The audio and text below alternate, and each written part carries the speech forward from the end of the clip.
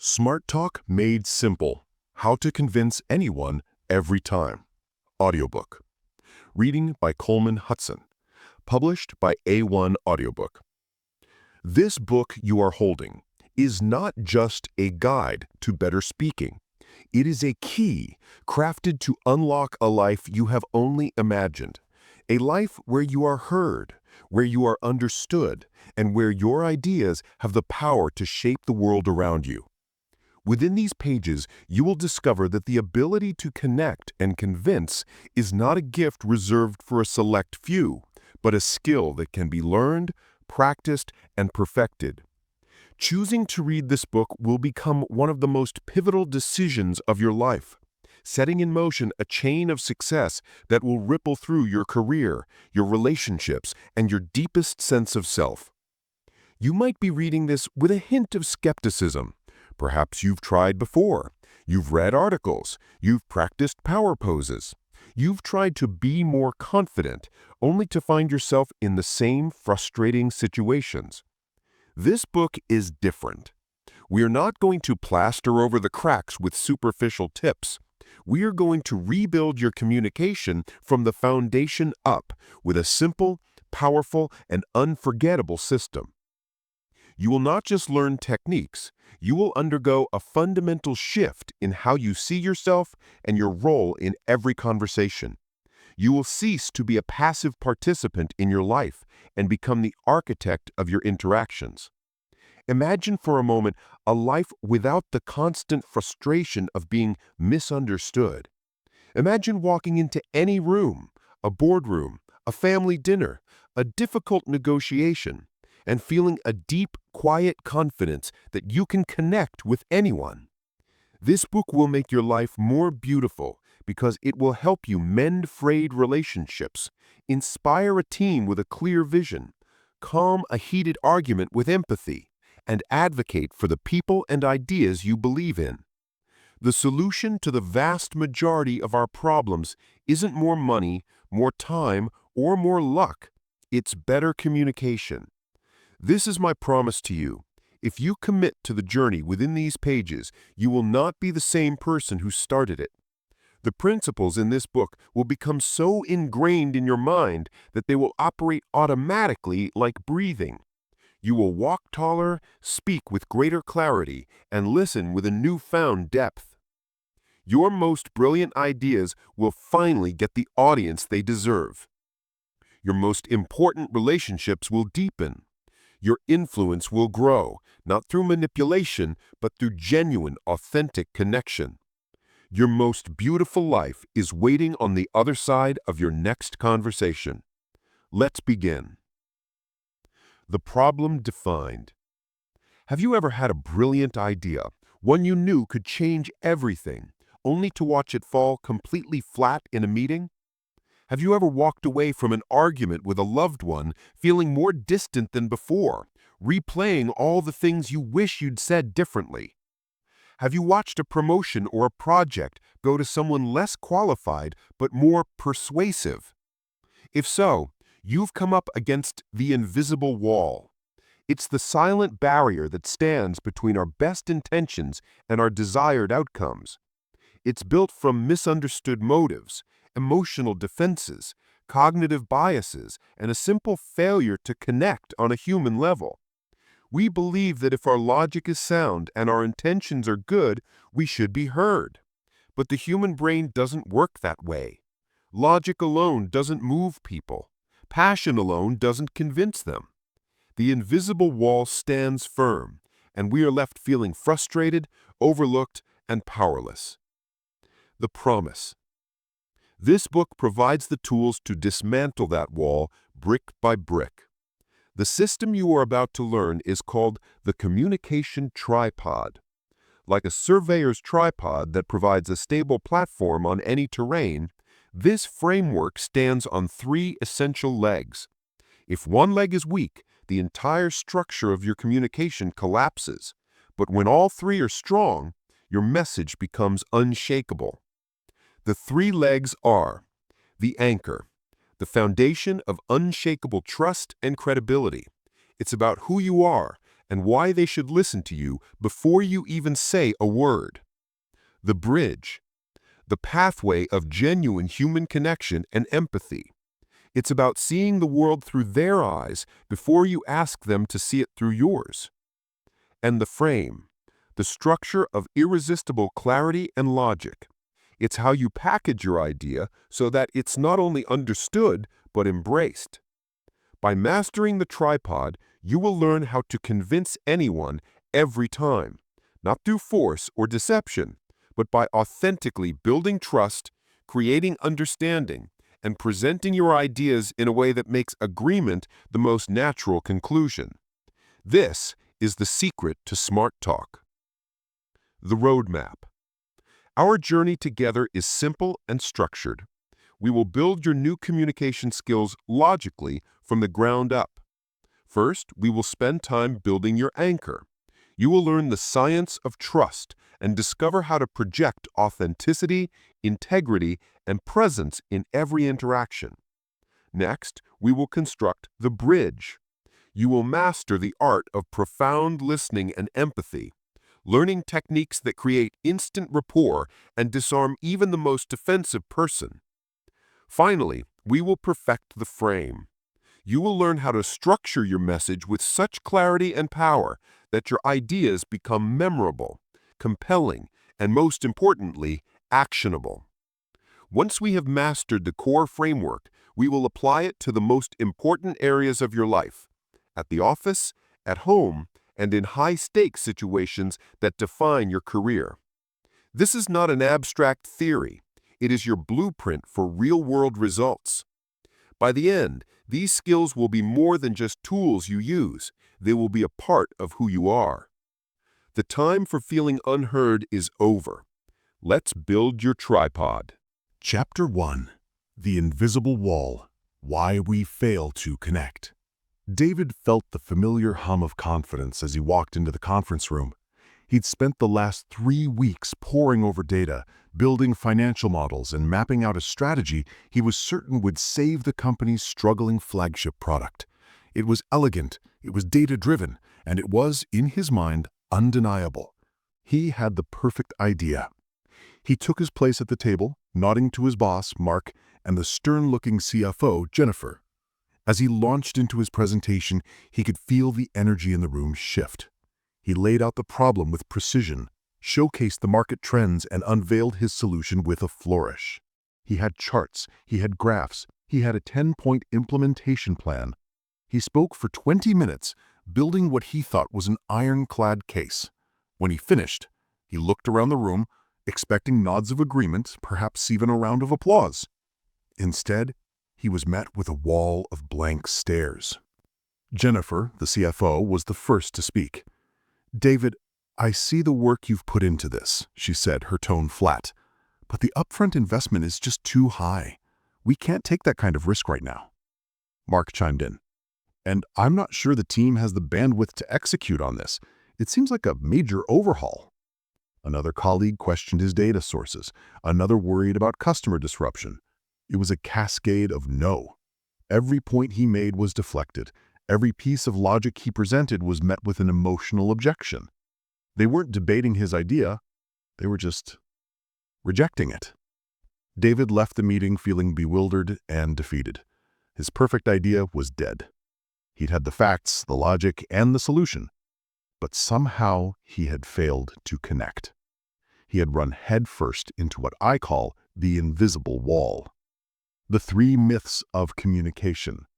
Most of us operate under a set of assumptions about how communication works. Assumptions that are logical, intuitive, and almost completely wrong. These myths are the bricks that build the invisible wall that stopped David cold, and they're the same bricks that stop us in our own lives day after day. Until we see these myths for what they are, we are doomed to keep running into the same wall. Myth number 1, the myth of logic. If my argument is logical and my data is sound, people will be convinced. This is the myth that ensnared David. He believed his perfectly structured, data-driven presentation was a silver bullet. He assumed he was communicating with a room full of rational beings who would weigh the evidence and arrive at the obvious logical conclusion. But that's not how the human mind works. As neuroscientist Antonio Damasio's research has shown, emotion isn't a bug in the system, it's a feature. His studies of patients with damage to the emotional centers of their brains revealed something startling. Without emotion, they were unable to make decisions. They could logically describe the pros and cons of choosing Tuesday or Wednesday for an appointment, but they couldn't actually choose. We are not thinking machines that feel. We are feeling machines that think. When David presented his argument, Jennifer didn't hear a brilliant data-backed strategy. She felt the fear of risk. Mark felt the anxiety of an overworked team. Your logic can be perfect, but if you haven't accounted for the emotional reality in the room, your message will bounce right off the invisible wall. Myth number 2. The myth of transmission. If I say it clearly, they will understand it clearly. We believe that communication is like sending a file from one computer to another. We compose the message, we hit send, and we assume it arrives on the other end perfectly intact. This myth is fueled by a cognitive bias known as the curse of knowledge. Once we know something, like the intricate details of a project we've spent weeks on, it becomes nearly impossible to imagine what it's like not to know it. David was swimming in his data. The connections were obvious to him. But to his audience, who were hearing it for the first time, it was a dense, complex information dump. He wasn't transmitting a clear file, he was broadcasting static. The person on the receiving end isn't a passive hard drive. They are actively interpreting your words through their own filters of experience, bias, and pre-existing beliefs. True communication isn't about transmitting your message perfectly, it's about ensuring it is received and decoded correctly. Myth number 3. The myth of authority. Because I am the expert, the boss, the parent, they should listen to me. In a formal hierarchy, we assume that our title or position grants us the right to be heard and obeyed. We think our expertise should be enough to establish credibility. But authority is not the same as trust. In fact, a position of power can often trigger skepticism and defensiveness. When David, the project expert, stood up to speak, he didn't automatically have the room's trust. Jennifer, the CFO's primary role is to be skeptical of spending. Mark, the manager's job, is to protect his team. Their roles and responsibilities created inherent barriers to his message. Trust isn't granted by a title on a business card. It is earned, moment by moment. It's built on a foundation of perceived integrity and authenticity. Without that foundation, your authority means nothing. Your expertise goes unheard. Your message hits the invisible wall. The solution? The communication tripod. So how do we tear down this wall? How do we move from being ignored to being influential? We do it by abandoning these myths and building our communication on a new, unshakable foundation. We do it with the communication tripod. Imagine a professional photographer setting up for a crucial shot on uneven, rocky ground. They don't just prop their camera on a single stick. They use a tripod. With 3 points of contact, they can create a stable, reliable platform on any terrain. Your communication works the same way. To be stable, persuasive, and effective in any situation, it must stand on 3 legs. The anchor, trust. This is the leg that counters the myth of authority. Before people care about what you know, they need to know that they can trust you. The anchor is your foundation of authenticity, integrity, and presence. It's the deep, unspoken sense of credibility that makes people want to listen to you in the first place. The bridge, empathy. This is the leg that counters the myth of logic. It is the pathway you build to the other person's emotional and intellectual world. The bridge is constructed with empathy, profound listening, and a genuine desire to understand their perspective before you ask them to understand yours. It ensures your message lands on fertile ground, not a defensive wall. The frame. Clarity. This is the leg that counters the myth of transmission. It's the way you structure and package your message so that it's not only easy to understand, but also compelling and memorable for your audience. Let's revisit David's failed meeting. What if he had used the tripod? He would have started building his anchor weeks before the meeting, checking in with Jennifer about her budget anxieties, and with Mark about his team's workload, establishing himself as a thoughtful partner, not just an analyst with a spreadsheet. In the meeting, he would have started by building a bridge, acknowledging the very real concerns in the room. I know we're all worried about risk and bandwidth right now, and that's the first thing we need to address. Only then would he have presented his idea within a new frame, not as a massive risky overhaul, but as a phased, low-risk experiment designed specifically to solve the problems they were all worried about. Same idea, different approach. The first hit a wall. The second would have started a conversation. One leads to frustration, the other to influence. In the chapters to come, we are going to build your personal communication tripod, one leg at a time. You will learn the science behind each component and master the practical skills to implement it. You will learn to build an anchor of trust, construct a bridge of empathy, and design a frame of unshakable clarity. You will learn to tear down the invisible wall once and for all. Chapter 1 Summary. Your key takeaways. The invisible wall. We often fail to connect and persuade not because our ideas are bad, but because we hit an invisible wall built from the other person's emotions, biases, and lack of trust. Communication is not what we think. Our failure is rooted in 3 common myths. The myth of logic, believing facts alone are persuasive. Reality, emotion drives decisions. The myth of transmission, believing a clearly sent message is a clearly received one. Reality, the curse of knowledge, gets in the way. The myth of authority, believing your title or expertise guarantees you'll be heard. Reality, trust must be earned. The solution is the communication tripod. Truly persuasive communication stands on 3 essential legs. The anchor, your foundation of trust and credibility. The bridge, your connection of empathy and understanding. The frame, your structure for a clear and compelling message.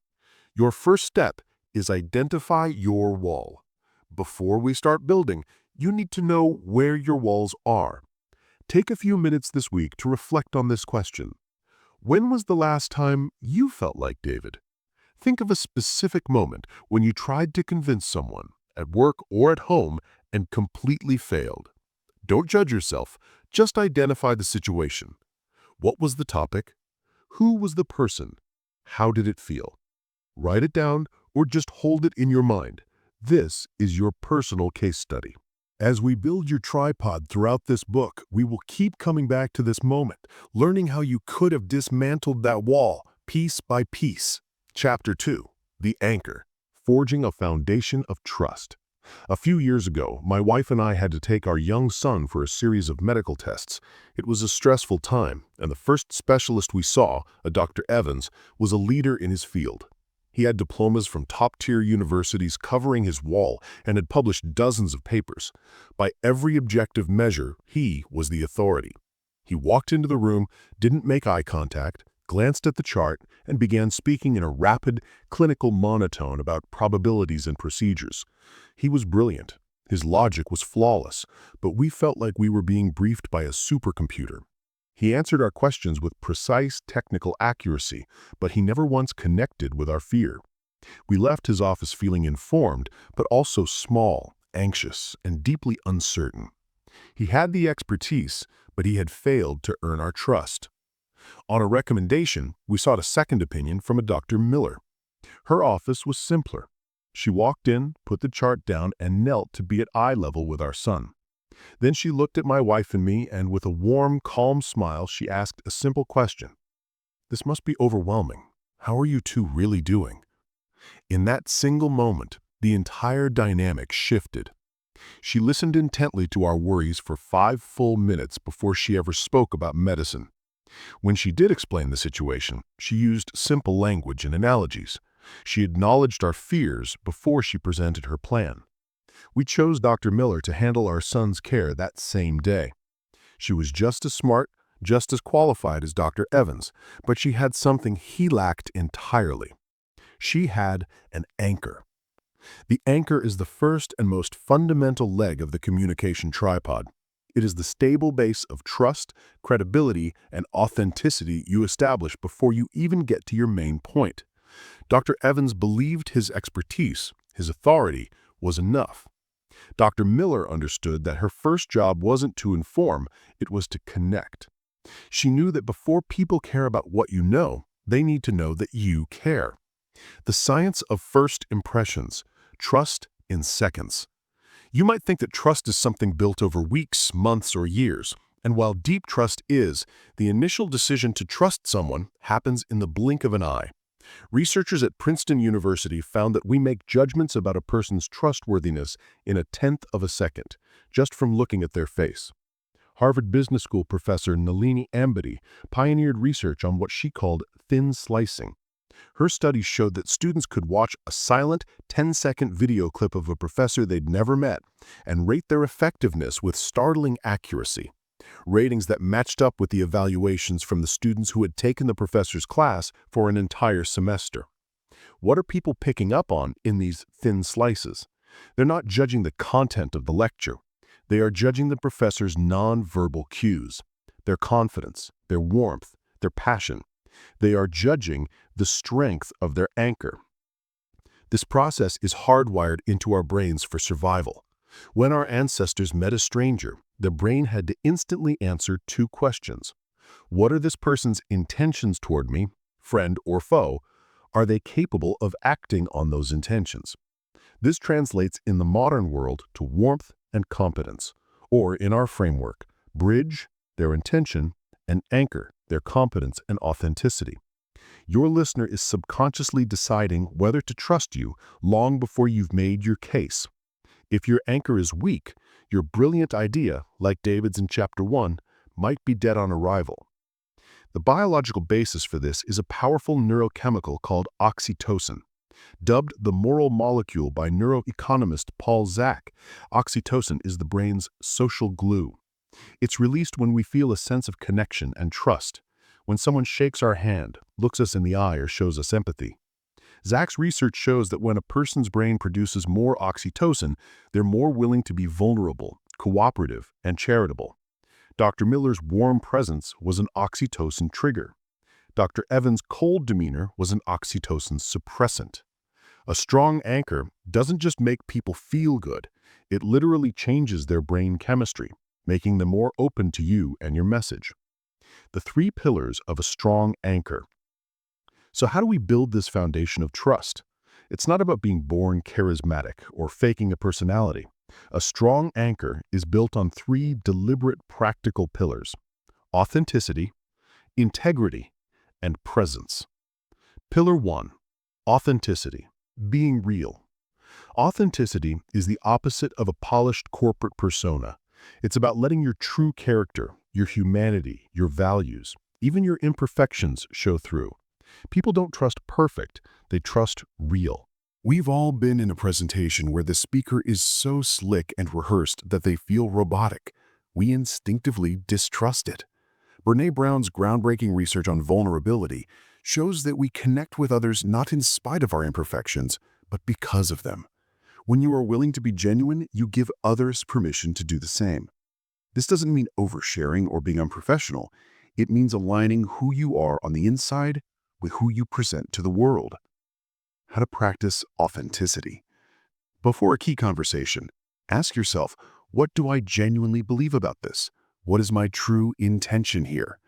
Grounding yourself in your own values prevents you from morphing into what you think others want you to be. If you're nervous, it's okay to say, this is a really important topic for me, so I want to make sure I get it right. That's far more anchoring than pretending you're made of steel. Pillar 2, integrity, being reliable. Integrity is the bedrock of long-term trust. It's the gap, or lack thereof, between your words and your actions. Do you do what you say you will do? Are you consistent in your principles, even when it's difficult? Think of two colleagues. One, named Karen, is full of big ideas in meetings but rarely follows through. Her project deadlines slip and her promises evaporate. The other, named Leo, is quieter. But when Leo says, "I'll have it to you by Friday," you can take it to the bank. Who has the stronger anchor? Leo, without a doubt. His integrity has created a reputation that precedes him. When he speaks, people listen because they know his words have weight. Integrity isn't built in a single conversation. It's the cumulative effect of hundreds of small, consistent actions. It's showing up on time. It's finishing what you start. It's telling the truth even when it's not convenient. How to practice integrity? Start small. For the next week, make a conscious effort to underpromise and overdeliver on every commitment you make, no matter how minor. If you say you'll email someone an article, do it immediately. Each completed promise is another small stone in the foundation of your anchor. Pillar 3. Presence. Being focused. Presence is perhaps the most powerful and rarest pillar in our distracted modern world. It is the practice of giving someone your complete, undivided attention. It's making them feel like in that moment, they are the only person in the world. I once worked with a CEO, a man named Mr. Harrison, who managed a company of thousands. Yet when you had a meeting with him, he would do something remarkable. As you sat down, he would take his smartphone, turn it completely off, not just on silent, and place it face down on the corner of his desk. This simple act sent an incredibly powerful message of, for the next 15 minutes, nothing is more important than you. He anchored his presence, and it made everyone who spoke with him feel respected and heard. When you're checking your phone, glancing at your watch, or letting your mind drift to your next meeting, you are communicating that the other person is not your priority. Your anchor crumbles. True presence is a gift, and it builds trust faster than almost anything else. How to practice presence? In your next conversation, treat it as a mindfulness exercise. Put your phone away, out of sight, not just face down. Consciously focus on the speaker's words. Notice their tone and body language. When your mind wanders, and it will, gently guide it back. Don't think about what you're going to say next. Just listen. Authenticity, integrity, presence. These are not personality traits you were born with. They are skills you can cultivate. They are the choices you make that forge the unshakable foundation of your anchor. With that foundation in place, you've earned the right to be heard. You've prepared the ground for your message. Now you're ready to build the bridge. Chapter 2. Summary. Your key takeaways. The anchor is your foundation. Before people care about your message, they subconsciously decide if they trust you. This foundation of trust, credibility, and authenticity is the anchor. Trust is decided in seconds.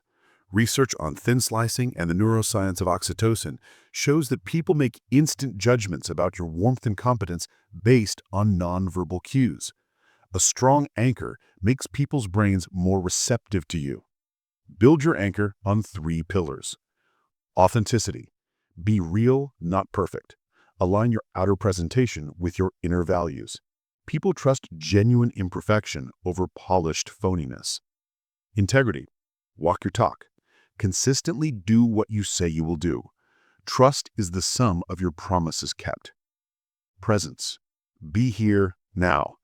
Give people your undivided attention to make them feel seen, heard, and respected. Your action step? The anchor audit. You can't strengthen your anchor until you know where it's weak. Take 10 minutes this week for a personal anchor audit. Find a quiet space and reflect honestly on the following questions. Authenticity. On a scale of 1 to 10, how much do I allow my genuine self to show in important conversations? In what situations do I feel I have to wear a mask? What is one way I could be 5% more authentic in a conversation next week? Integrity. Think about the last 3 promises you made, to others or to yourself. Did you keep them? Where's the biggest gap between your words and your actions right now?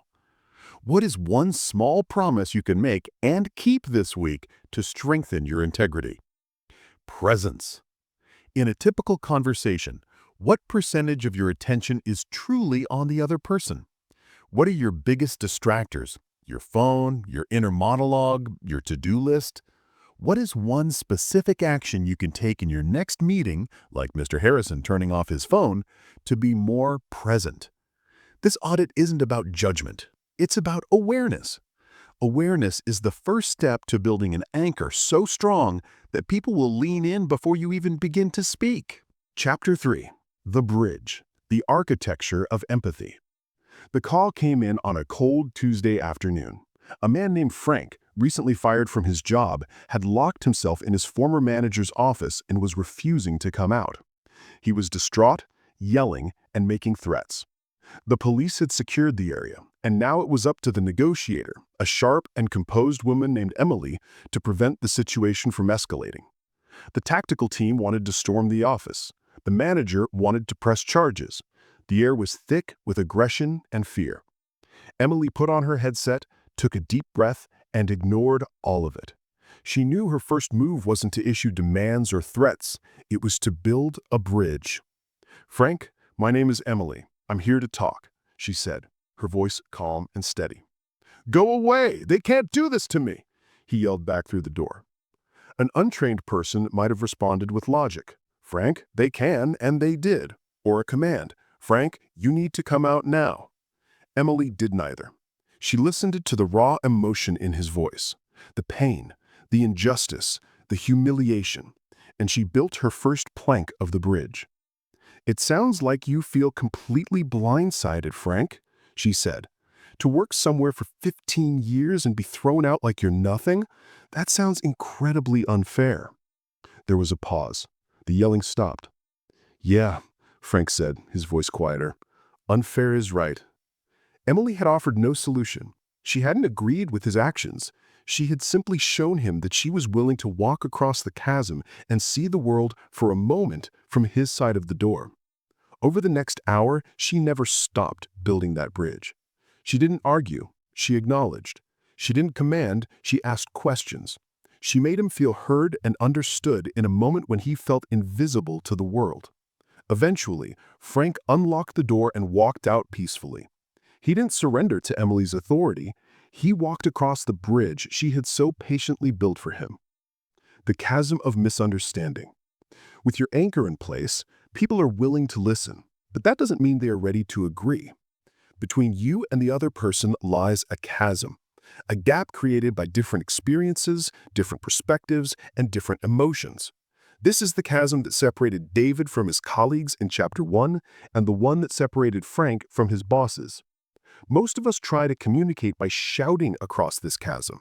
We stand on our side and yell our facts, our logic, and our feelings, hoping the other person will hear us. We might even yell louder, thinking volume will equal victory. But all it does is create an echo of our own voice. A master communicator, a smart talker, does something radically different. They don't shout. They pick up their tools and start building a bridge. The bridge is the second leg of the communication tripod. It is the structure of empathy you build to connect your mind to another's. It's the conscious act of leaving your own perspective, journeying over to theirs, and seeing the world through their eyes. Only after you've visited their world can you invite them back to visit yours. The science of seeing their side. Building a bridge doesn't mean being nice or soft. It is a strategic psychological superpower. When a person feels threatened, misunderstood, or attacked, their brain's threat detection center, the amygdala, lights up. This triggers a fight, flight, or freeze response, effectively hijacking the prefrontal cortex, the part of the brain responsible for rational thought, problem solving, and creativity. When you argue with someone or dismiss their feelings, you are literally making them less capable of hearing your logic. You are reinforcing the invisible wall. The act of building a bridge, using empathy and deep listening, does the opposite. It soothes the amygdala. It signals to the other person's brain, "I am not a threat. I am an ally. I am trying to understand." This calms their defenses and brings their rational mind back online, making them receptive to new ideas. Psychologists distinguish between two types of empathy that are crucial here. Cognitive empathy. I understand how you think. This is the ability to comprehend another person's perspective and mental models. Affective empathy. I understand how you feel. This is the ability to recognize and resonate with another person's emotions. A strong bridge requires both. You have to understand their argument and their anxiety, their logic and their frustration. Emily did this perfectly. She understood Frank's feeling of injustice, affective empathy, and his perspective that he'd been wronged, cognitive empathy. How to build the bridge? 3 essential tools. Building a bridge sounds abstract, but it's done with concrete, learnable tools. Here are 3 most important tools for your Smart Talk toolkit. Tool number 1, the loop of understanding. This is the single most powerful listening technique you will ever learn. It's a simple, 3-step process that guarantees the other person feels heard and allows you to confirm you've understood them correctly. Listen. Listen to what they say, not just the words, but the feeling behind them. Don't interrupt. Don't plan your rebuttal. Just absorb. Verify. Paraphrase their point back to them in your own words. Start with a simple phrase like, "So if I'm understanding you correctly," or "It sounds like what you're saying is..." Clarify. Ask for confirmation. End with, "Is that right?" or "Did I get that?" Let's say your manager, Susan, tells you, "I can't approve this project. We just don't have the budget." A normal response, "But it's not that expensive. The ROI will be huge," shouting across the chasm. A loop of understanding response. Listen to her words and the stress in her voice. Verify. Okay, so if I'm hearing you right, the main obstacle here isn't the project itself, but the fact that from your perspective, the budget is completely tapped out. Clarify. Is that the main concern? Susan's brain, which was preparing for a fight, suddenly calms down. She feels heard. Yes, she'll likely say, that's exactly it. Now you're not opponents. You are 2 people looking at the same problem, the budget. You have built a bridge. Tool number 2, problem punting. This is a more advanced technique for disarming objections before they derail a conversation. Problem punting is the act of catching the other person's biggest, most pressing concern and immediately punting it back to them by making it the focus of the conversation. You address their priority first. Imagine you want to pitch your team on a new software that will increase productivity. You know your boss, Kevin, is obsessed with avoiding any disruption to current workflows. Instead of starting with your pitch, you start by punting his problem. "Kevin, before I even get into this, I know your number 1 priority is protecting the team's workflow from any disruptions. My main goal here is to show you how we can achieve that while also solving another problem." You've instantly shown him that you see the world from his perspective. You've taken his biggest objection and put it at the center of the discussion. He's no longer listening for the thing he's afraid of. He's listening for the solution you've promised. Tool number 3, the validation statement. Validation is not agreement. This is a critical distinction. Validation is simply acknowledging that another person's feelings or thoughts are valid from their perspective. It's one of the fastest ways to de-escalate tension. Powerful validation phrases include, "I can see why you would feel that way. That sounds incredibly frustrating. It makes perfect sense that you're concerned about. That must have been difficult." When your partner says, "You're always so busy with work, it feels like you don't care," a defensive response is, "That's not true. I work hard for this family." A validation statement is, "It sounds like you're feeling really alone right now, and I can see how my long hours would make you feel that way." Notice you're not agreeing that you don't care.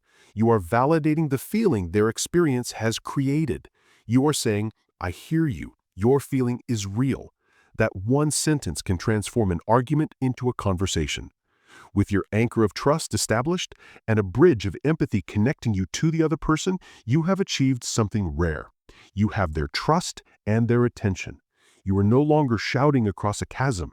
You are standing on the same side, looking at the same problem. Now, and only now, are you ready to present your solution.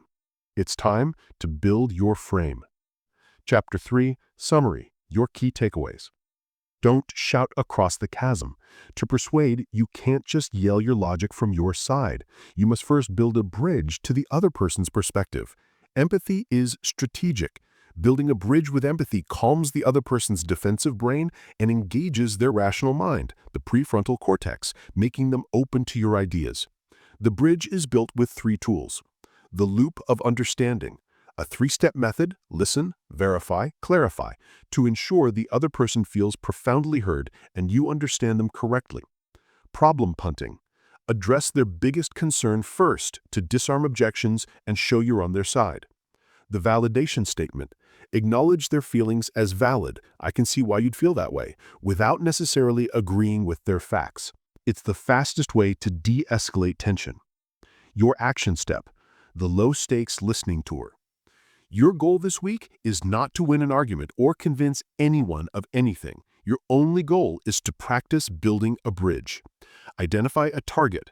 Choose one person in your life, a colleague, a friend. In your next conversation, ask them an open-ended question about something important to them. Examples: how are you really feeling about that new project? Or, what's the most stressful part of your week right now? Deploy one tool. Your mission is to use just one of the tools from this chapter. Don't try to be a master overnight. Try a loop of understanding, so it sounds like, or try a validation statement. Wow, that does sound tough. Just listen. After you use the tool, just stop and listen to their response. Notice how it changes the dynamic of the conversation. You're not solving, you're not fixing, you're just building a bridge. That's it. That's the entire exercise. Chapter 4, The Frame, Making Your Idea Irresistible. In 2001, the world of technology was a messy place. The market was flooded with MP3 players, each one advertised by its technical specifications. They were clunky, complicated devices, and their marketing was just as confusing. Companies boasted about megabytes, gigabytes, and transfer speeds. They were selling features, not feelings. They were shouting technical specs across the chasm. Then, on October 23, 2001, Steve Jobs walked onto a stage to introduce Apple's entry into the market. He had the audience's trust, a powerful anchor built over years. He understood their frustration with existing products, a solid bridge. But what he did next was a masterclass in communication that changed an entire industry. He didn't talk about gigabytes or data compression. He didn't show a single confusing chart. He reached into his pocket and held up a sleek white device. Then he delivered the most powerful frame in modern marketing history: 1,000 songs in your pocket. In 5 simple words, he had done it. He hadn't just described a product, he had created a universe of meaning. The sentence was simple, visual, and focused entirely on the benefit to the user. It bypassed all the technical jargon and plugged directly into the desire for freedom, simplicity, and music. Nobody had to ask what it meant. Everyone instantly got it. That is the power of a frame. The frame is the third and final leg of the communication tripod. With your anchor of trust established and your bridge of empathy built, the frame is how you structure and present your message to make it clear, compelling, and irresistible. It's the deliberate way you package an idea to help your audience's brain process it effortlessly and see it as a gain, not a loss. A great idea presented in a weak frame will fail. A good idea presented in a brilliant frame can change the world. The science of mental packaging. Your brain is lazy. That's not an insult, it's a biological fact. The brain consumes about 20% of the body's energy, so it has evolved to be ruthlessly efficient. It loves shortcuts. It prefers the easy mental path over the difficult one. The concept psychologists use to describe this is cognitive fluency, the subjective experience of how easy or difficult it is to process information. Ideas that are simple, concrete, and familiar feel more fluent. They feel truer and more valuable. Ideas that are complex, abstract, and jargon-filled have low fluency. They require more mental energy, and the brain instinctively resists them. A weak frame. Our integrated multi-platform solution leverages synergistic paradigms to optimize user workflow efficacy. The brain checks out. A strong frame. This tool helps your team get twice as much done in half the time. The brain leans in. Framing isn't about dumbing down your idea. It's about being smart enough to make it easy to understand. It's a sign of respect for your listeners' time and mental energy. Furthermore, Nobel Prize-winning psychologists Daniel Kahneman and Amos Tversky proved that how you frame a choice dramatically affects the decision people make, even if the underlying facts are identical. This is called framing effect.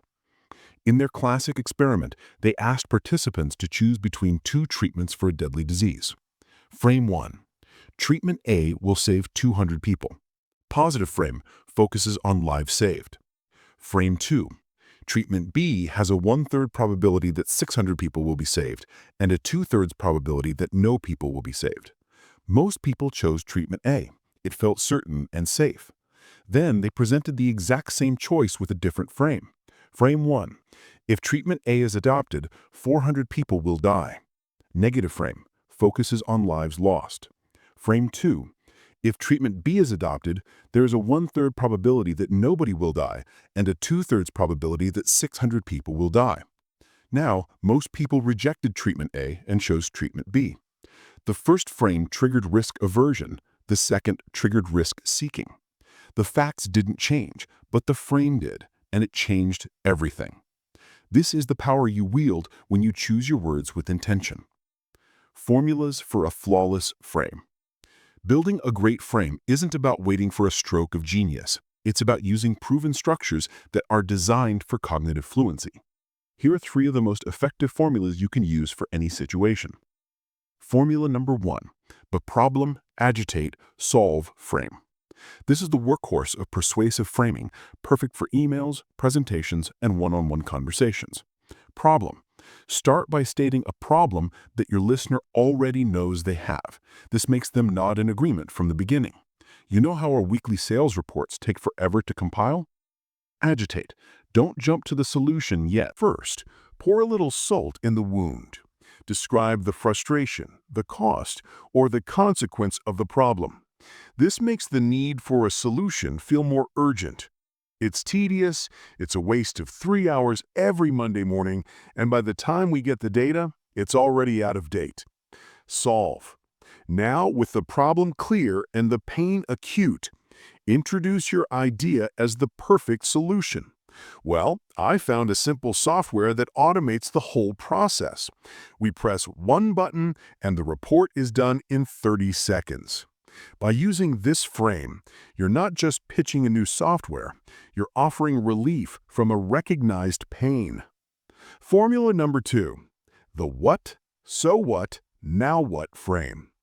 This frame is brilliant for communicating complex information or data in a way that makes it relevant and actionable. It answers the 3 questions lurking in your listener's mind. What? State the core fact or finding. This is the single most important piece of data. We just got our Q3 customer survey results back. Our ease of use score dropped by 15%. So what? Explain why this matters. What is the implication of the fact you just shared? Translate the data into meaning.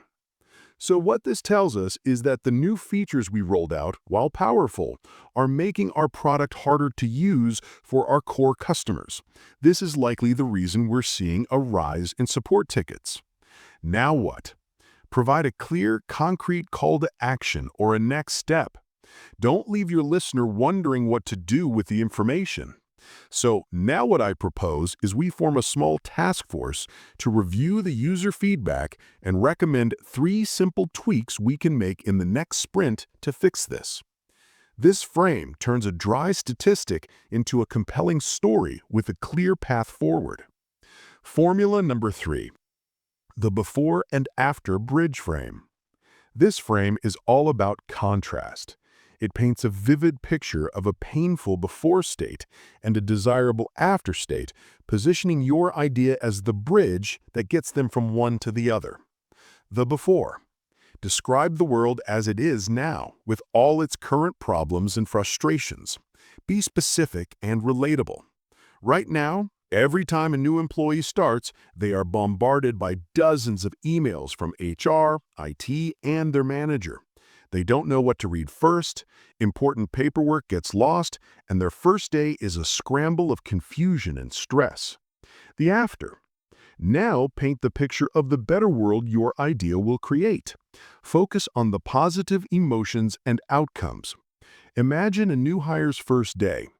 They log into a single, beautiful dashboard.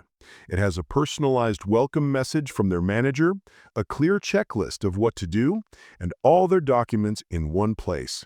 They feel calm, welcomed, and ready to contribute from day one. The bridge. Present your idea as the simple, elegant bridge to get from the chaotic before state to the ideal after state. The onboarding portal I'm proposing is that bridge. It's a simple, off-the-shelf solution we can implement in under a month.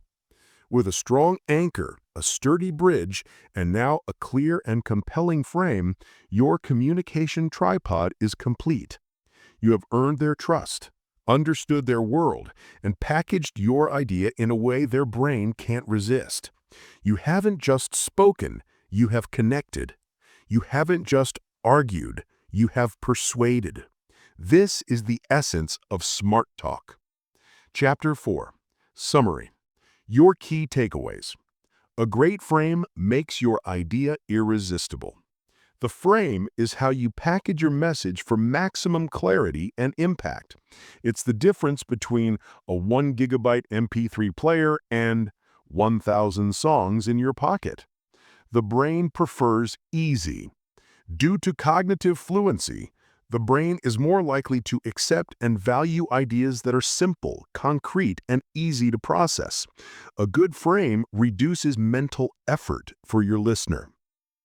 The framing effect is powerful. The way you frame information, including focusing on lives saved versus lives lost, can dramatically change the choices people make, even if the facts remain the same. Use proven formulas to build your frame. Problem, agitate, solve. State the problem, make the pain real, then offer your idea as the solution. What, so what, now what? Present the key fact, explain why it matters, and provide a clear next step.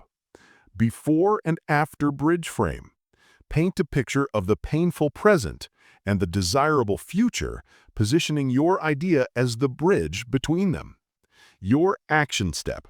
Frame your message. Go back to the situation you identified in Chapter 1, the moment you hit the invisible wall. You now have the full tripod. You know how you could have built your anchor and your bridge. Now, let's build the frame. Identify your core idea. What was the one thing you were trying to convince the other person of? Write it down in a single, simple sentence. Choose a formula. Pick one of the 3 framing formulas from this chapter: PAS, what, so what, now what, or before and after bridge. Draft your frame. Write out the 3 parts of the frame for your idea. Don't worry about getting it perfect. Just get the structure down. Example, David from Chapter 1. Core idea, we should invest in my new strategy to save our flagship product. Formula choice, before and after bridge. Draft, right now, our flagship product is bleeding market share. The team is demoralized, and every month we hesitate, we lose ground to our competitors. After, imagine 6 months from now, sales are climbing again. The team is re-energized by a clear plan, and we're once again seen as the market leader. Bridge. The phased, low-risk strategy I'm proposing is the bridge to get us there. This exercise will show you how a deliberate frame can transform a failed pitch into a compelling vision. Chapter 5. Reading the Room. How to Calibrate in Real Time. Jessica was one of the sharpest salespeople at her software company. She had a killer pitch. Her anchor was solid. She was known for her honesty and deep product knowledge. She built a great bridge by researching her client's needs, and her frame was a masterpiece, a flawless before and after story that she had practiced to perfection. She walked into a high-stakes meeting with two potential clients, a senior executive named Robert and his technical lead, Maria. Jessica launched into her presentation. She was on fire. The story was compelling, the data was clear, and her delivery was confident. She was hitting every single one of her talking points, building her case just as she had practiced. But as she spoke, something was happening that she didn't notice. About 5 minutes in, Robert, the executive, leaned back in his chair ever so slightly. He broke eye contact and began glancing at the notepad in front of him, though he wasn't writing. A few minutes later, Maria, the tech lead, suddenly crossed her arms. Her brow furrowed, not with interest, but with a flicker of confusion. She asked a question about data integration, and before she could fully finish, Jessica, eager to stick to her script, said, "Great question. I'll actually be covering that in just a moment," and moved on. Jessica finished her presentation with a flourish, expecting a lively discussion about next steps. Instead, she was met with polite but cool indifference. Robert glanced at his watch and said, "Thank you, Jessica. That was very informative. We'll be in touch." The deal never materialized. Jessica was stunned. "But the pitch was perfect," she told her manager later. "They should have loved it." Her manager sighed. "The pitch might have been perfect, Jessica, but you weren't pitching to a script. You were pitching to two people, and you lost them halfway through." Jessica's mistake is one of the most common and dangerous in all of communication. She had built a magnificent, sturdy tripod, but she treated it like a concrete statue. She failed to realize that in a real conversation, the ground beneath your tripod is constantly shifting. A master communicator knows that the tripod is not a statue, it's a dynamic tool with adjustable legs. This chapter is about learning how to make those adjustments in real time by mastering the art of calibration. The unspoken conversation. A conversation is actually two conversations happening at once, the one you hear and the one you see. The first is made of words. The second is made of body language, tone of voice, and microexpressions. This unspoken conversation is often far more honest than the verbal one. The famous and often misinterpreted research by Dr. Albert Mehrabian suggested that in certain situations, particularly when communicating feelings and attitudes, our perception of a message is dominated by nonverbal cues. His 7%, 38%, 55% rule states that our impression is based 7% on the words spoken, 38% on the tone of voice, and 55% on body language. While we shouldn't take these percentages as gospel for every situation, the core insight is profound. When there's a conflict between someone's words and their body language, we almost always believe the body language. If a colleague says, "I'm fine with that decision," but their jaw is tight and their arms are crossed, they are not fine. Your ability to read the room is rooted in your brain's incredible mirror neuron system. These are specialized brain cells that fire not only when we perform an action, but also when we see someone else perform that same action. When you see someone smile, your mirror neurons for smiling fire, allowing you to experience a shadow of their emotion. This system is the biological hardware for empathy and intuition. It's constantly feeding you data, but most of us are too busy planning what to say next to ever listen to it. Calibration is the skill of tuning into this second conversation and using the data you receive to adjust your anchor, bridge, or frame on the fly. Tool number 1, the feedback dial. To calibrate effectively, you need to know what to look for. Think of it like a pilot scanning their instruments. You can monitor the unspoken conversation by watching 3 key channels. I call this the feedback dial. Visual cues, body language. This is the most obvious channel. Are they leaning in, engaged, or leaning away, disengaged? Is their posture open, receptive, or closed, defensive, like Maria's crossed arms? Are they making eye contact, connected, or looking away, distracted or uncomfortable, like Robert? Are they nodding, agreement, or is their head perfectly still, processing or skeptical? Auditory cues, tone of voice. This channel is often more revealing than body language. Is their tone warm and curious, or is it flat and clipped? Are they speaking quickly, excited, or slowly and deliberately, cautious or unconvinced? When the energy in their voice rise when you mentioned a specific benefit, or did it drop? When Jessica moved on from Maria's question, a subtle drop in Maria's vocal energy would have been a massive red flag. Verbal cues, the words they choose. Listen not just to what they say, but how they say it. Are their questions clarifying? So, does that mean we could? Or challenging, but what if that doesn't work? Are they using collaborative language? We, us. Or distancing language? You, your proposal. When Robert said, "That was very informative," he was using polite but ultimately dismissive language. An engaged executive would have said something like, "That's interesting. How would we handle?" Tool number 2, calibrating questions. Monitoring the feedback dial gives you data. But what do you do with that data? You can't just stop and say, "Your arms are crossed, you must disagree." You need a subtle way to test your hypothesis and re-engage them. This is where calibrating questions come in. These are small, low-risk questions designed to check the connection and adjust your tripod. To check the bridge, connection, if you see them disengaging, use a question that invites their perspective back in. How is this landing with you so far? I'd love to pause for a second and get your take on this. Does this align with how you see the problem? To check the frame, clarity, if you see a look of confusion like Maria's furrowed brow, your frame might be too complex or unclear. Does that make sense, or should I explain it another way? I want to make sure I'm being clear. Is there any part of that we should go over again? Let me put that another way. To check the anchor, trust.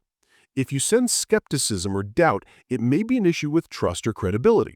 This is the most delicate to check. You need to invite the objection out into the open. I have a sense there might be a concern I haven't addressed yet. What's on your mind? You seem hesitant, which is completely understandable. What's the biggest question mark for you right now? If Jessica had been monitoring the feedback dial, she would have noticed Robert leaning back and asked, "Robert, I'd love to get your take on this from a strategic level." She would have seen Maria's furrowed brow and said, "Maria, it looks like you have a question about the technical side. Let's tackle that right now." She would have paused her script and used a calibrating question to pull them back into the conversation. She would have adjusted her tripod. A prepared script is a map. Calibration is the skill of looking up from the map to see the actual terrain in front of you. Without it, you're just driving blind. Chapter 5. Summary. Your key takeaways. Your tripod must be dynamic. A pre-planned communication, anchor, bridge, frame, is essential, but it will fail if you can't adapt it in real time to the person in front of you. Listen to the unspoken conversation. People are always giving you feedback through their body language and tone of voice. This nonverbal channel is often more honest than their words. Use the feedback dial. To read the room, constantly monitor 3 channels. Visual cues, leaning in, out, open, closed posture, eye contact. Auditory cues, tone of voice, pace, and energy level. Verbal cues, the type of questions and language they use, as in we versus you. Ask calibrating questions. When you sense a disconnect, don't just push forward. Pause and ask a question to check your tripod stability. Check the bridge, connection. How does this land with you? Check the frame, clarity. Does that make sense? Check the anchor, trust. What's the biggest question mark for you right now? Your action step, the silent observer. Your goal this week is to build your calibration muscle without the pressure of having to speak. You're going to become a communication detective. Find a venue. This could be a meeting at work that you don't need to lead, a coffee shop where people are talking, or even a panel discussion on TV with the volume on. Choose your subjects. Focus on a conversation between 2 or more people. Just watch and listen. Don't worry about the content of the conversation. Your only job is to monitor the feedback dials. Notice the body language. Who is leaning in? Who is leaning out? Listen to the tones.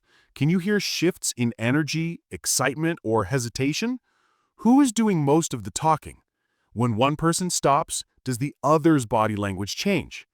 Do this for just 10 minutes. Don't analyze or judge, just observe. You are training your brain to notice the signals it has always received but usually ignores. This is the first step to becoming a master who doesn't just talk, but truly connects. Chapter 6. The Tripod in the Office, Persuasion at Work. The modern workplace is a communication battlefield. It's a nonstop series of high-stakes conversations that determine the trajectory of your projects, your relationships, and your career. It's where a strong idea can die in a conference room, a crucial piece of feedback can be misconstrued as an attack, and a request for a raise can end in an awkward no. This is where the communication tripod moves from a nice-to-have theory to an essential toolkit for survival and success. Using the tripod at work isn't about manipulation or office politics. It's about navigating complexity with integrity and skill. It's about ensuring your value is recognized, your ideas are heard, and your collaborations are productive. In this chapter, we will break down 3 of the most common and challenging workplace scenarios and provide a step-by-step tripod blueprint for each one. Scenario 1. The high-stakes ask, how to get a raise. The annual review is coming up, and you know you deserve a raise. You've exceeded your goals, taken on extra responsibility, and delivered real value. But the thought of the conversation fills you with anxiety. The common mistake, waiting until the review, walking in unprepared, and making a case based on personal feelings or needs. I've worked really hard this year, or my rent went up, so I really need this. This approach ignores the boss's perspective and lacks a professional frame, making it easy to dismiss. The Smart Talk Tripod approach. Build your anchor months in advance. Your case for a raise doesn't start when you walk into the room. It starts today. Your anchor is your track record of competence and integrity. Document everything.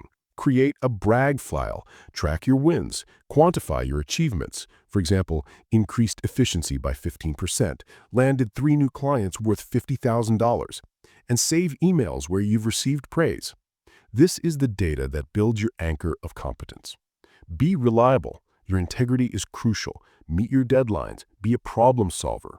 Your boss is more likely to go to bat for someone they know is a dependable, high-value member of the team. Construct your bridge the week before. Your boss isn't thinking about your needs. They are thinking about their budget, team fairness, and how they would justify this raise to their boss. To succeed, you must build a bridge to their reality. Problem punt their constraints. When you schedule the meeting, frame it collaboratively. Hi, boss's name. I'd like to schedule some time next week to discuss my performance, career growth, and how my compensation aligns with the value I'm bringing to the team. This signals a professional conversation, not a demand. Do your homework. Research the market rate for your role, experience, and location using sites like Glassdoor or LinkedIn Salary. This moves the conversation from what I want to what this role is worth. Design your frame in the meeting. Do not make it about what you need. Frame it as a business case for retaining a valuable asset, you.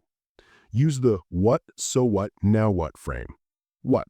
Over the past year, I've focused on, mention 2 to 3 key achievements from your brag file. Specifically, I led the project that resulted in a 15% increase in efficiency for the team. So what? My goal is always to deliver a strong ROI for the company. And based on my market research, the value for a role with this level of contribution is typically compensated in the range of X dollars to Y dollars. Now what? I want to continue bringing this level of value to the team. How can we work together to bring my compensation more in line with this performance and the market rate? Smart Talk Checklist. Asking for a raise. Anchor. Have I documented my specific, quantifiable achievements for the last 6 to 12 months? Bridge. Have I researched the market rate for my position? Bridge. Have I considered my boss's budget and team constraints? Frame. Am I prepared to present my case as a value proposition, not a personal need? Calibrate. Am I ready to listen to their response and ask clarifying questions? Scenario 2. The leadership challenge. Anchoring your authority as a new manager. You just got promoted. You're now leading the team you were once a part of. The dynamic is awkward. You need to establish your authority without alienating your former peers. The common mistake: two extremes. The iron fist approach, I'm the boss now, things are going to change, which creates resentment. Or the best friend approach, nothing's changed, I'm still one of you, which undermines your authority. The smart talk tripod approach: build your anchor your first 30 days. Your title gives you authority, but your actions build your anchor of leadership. Focus on competence and consistency. Get a quick win. Identify a small, annoying team problem that you can solve quickly. Maybe it's fixing an inefficient process or getting a new piece of software approved. A quick win demonstrates your competence and your commitment to helping the team. Be consistent and fair. Set clear expectations for everyone, including yourself, and stick to them.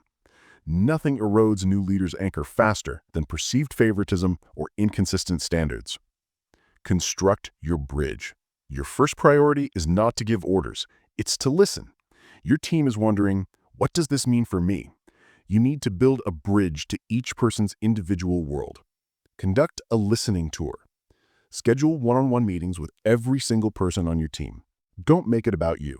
Ask 3 key questions. What's going well for you in your role right now? What's the most frustrating part of your job? What are the biggest roadblocks? What do you need from me as your manager to help you succeed? Use the loop of understanding relentlessly in these meetings. Make them feel profoundly heard. This single act will build more goodwill than a dozen motivational speeches. Design your frame, your first team meeting. After your listening tour, you can frame your leadership vision in a way that incorporates what you've learned. Use the before and after bridge frame. The before: I've spoken with all of you and I want to thank you for your honesty. I heard a clear theme. We're all frustrated by mention a common pain point you discovered, and it's slowing us down. This validates their experience. The after: I envision a team where we are known for mention a positive outcome, e.g., crushing our goals without the late nights, and where everyone feels empowered to do their best work. The bridge: my role as your manager is to be the bridge to that future. My job is to clear the roadblocks we've all talked about and get you the resources you need. My door is always open. Let's get to work. Scenario 3, the team conflict, mediating a disagreement. 2 valuable members of your team, Daniel and Olivia, are in a silent war. Their conflict is creating tension and dragging down a key project. You need to intervene. The common mistake: ignoring it and hoping it goes away. It won't. Taking one person's side, which destroys your credibility, or focusing only on the surface-level issue. You two just need to get along. The smart talk tripod approach. Build your anchor, the setup. Before you even start the mediation, your anchor must be one of absolute impartiality and calm. You are not a judge, you are a facilitator. Meet separately first. Meet with Daniel and Olivia individually. Use your listening skills to understand each person's perspective without agreeing or disagreeing. Your goal is simply to gather information and build a bridge to each of them. Set the ground rules. When you bring them together, anchor the meeting in a shared, positive intent. I've brought us together because you were both crucial to this team's success, and I want to find a way for us to move forward productively. The goal here is not to assign blame, but to solve the problem. Construct your bridge, the mediation. This is where 90% of the work is done. You are not building a bridge from you to them, you are helping them build a bridge to each other. Enforce the loop of understanding. Give one person the floor to state their perspective without interruption. Then turn to the other person and say, Olivia, before you respond, can you please tell me what you heard Daniel say? Make her paraphrase his point until Daniel agrees, yes, that's what I said. Then reverse the roles. This forces them to actually hear each other for the first time, rather than just reloading their own arguments. Validate, validate, validate. Acknowledge the emotions in the room. Daniel, I can see how frustrating it must be when you feel your work isn't being recognized. And Olivia, I can see how stressful it is when you feel like you're under a tight deadline. Remember, validation isn't agreement. Design your frame, the solution. Once both parties feel heard, you can guide them to co-create a solution. Frame it as a future-focused system, not a past-focused grievance. Shift from people to process. Okay, it seems that the breakdown isn't about personal intent, but about a breakdown in our process. The problem isn't Daniel or Olivia. The problem is how we hand off project files. Ask a "now what" question. So, now what? What's one small thing we can agree to do differently starting tomorrow to ensure this doesn't happen again?